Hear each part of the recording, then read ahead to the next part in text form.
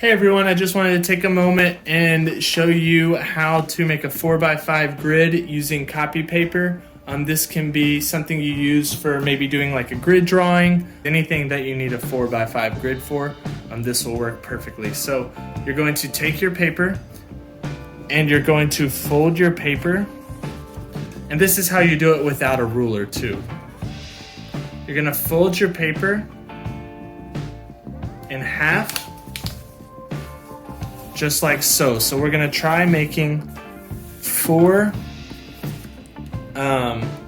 columns in 5 rows.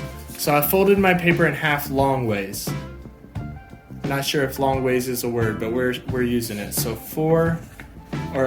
so 1 half a fold long ways, and then you're gonna fold it in half again, going the same way. So another half long ways fold, just like that. Now, if I am to kind of unfold my paper, which you do not need to do, I just want to show you that we now created our 4 columns right there. So I guess I would need to hold it this way. So we have 4 columns. 1, 2, 3, and then 4. The next step's where it's going to be a little more complicated.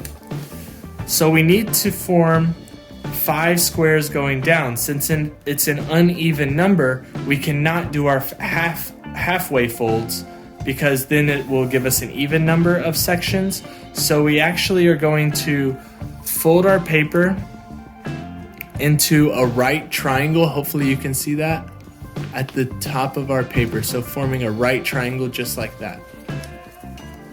This right triangle is going to allow us to make a perfect square in just a moment. The next step is you are going to take that right triangle and fold it facing down. So you're going to have kind of a straight angle right there at the top. Your right triangle is facing down. Your paper is going to look just like that. You're going to undo the folds that you just did, the last 2 folds. And now if we look closely, we have a perfect square right here at the top.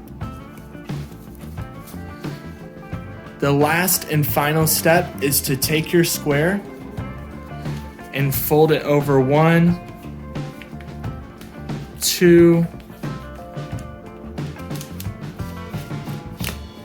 3, and a 4th time, creating 1 single square right there. Now when I unfold everything that I just did and I count out the squares that I created, I can now see that I have 1, 2, 3, 4 across, 1, 2, 3, 4, 5 vertical. So we have a 4x5 grid ready for our grid drawing or whatever we need this for. All right, thank you everyone.